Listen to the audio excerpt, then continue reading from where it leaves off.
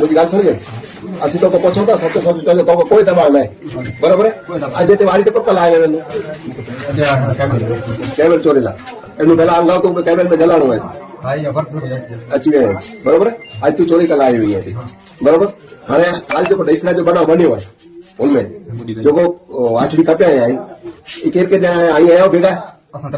અહીં 3 જણા કેર કે આવ્યો અહીં ભરત સુમાર દિનેશ બાબુ મોહમ્મદ રમેશ કોહલી ને ચારે કોહલી આવ્યો બરોબર આ કે કેર કરાય भर्ती को रमेश भाई थे आयो केस बेसी रमेश भाई के रमेश भाई એટલે હું ખબર હે કે તું ચોક કોને ભાઈ જમાદાર બરોબર અને ઈ પાગબા કઈ બાત્યા ગાભી કબ્બા પગ કઈ બાત્યા બુજણા કપેલ રેવા આમાન લે લેવો છે બુજણા કપેલ રેવા આમાન લે લેવો છે જસ ખાલી નેટવર્ક કાપે રાખી ખાલી બાતીને કાપીને રાખી દેના બરોબર અહીં આજ રીતે જટણા છડીને તો વાડે છડીને બજી ગયા કોણ કહેવાય તે પછી અહીં કઈ ગયો સંપર્ક કહેવાય તે પછી અહીં કઈ સંપર્ક કહેવાય ફોન લેંગે ખાલી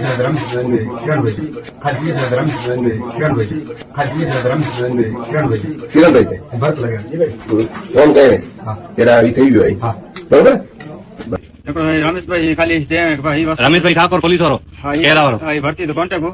भर्ती की जाए वस्तु को खाते क्या केस में दे रहे कोई नंबर असंग राज्य मिलियो बराबर मिलियो किरण भाई भर्ती की जाए वस्तु को खाते क्या केस में दे रहे कोई नंबर असंग राज्य मिलियो बराबर मिलियो किरण भाई बराबर किरण भाई कोई इनके चाहिए ना कोई वस्तु किरण भाई कहीं फोन किया मुझे फोन में कर ले तो फोन में फोन करा ले किरण भाई कितने वागे आए फोन दो फोन क्या है अने गाय का पियो कहते हैं आगे રમેશભાઈ બોલ રમેશભાઈ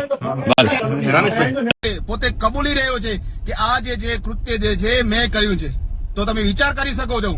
કે કેવી રીતના વધુ 2 મુસ્લિમ યુવકોને ખોટા ગૌ હત્યાના કેસમાં ફસાવવામાં આવી રહ્યો છે અને આ કાવતરું જે છે એ કોના દ્વારા રચવામાં આવ્યું છે અમે સઘન તપાસ માટે માંગણી કરીએ છીએ અને આ કેસને જે છે એલસીબી ને સોંપવામાં આવે જેથી કરીને જેટલા પણ લોકો આનામાં સંડોવાયેલા હોય એ લોકો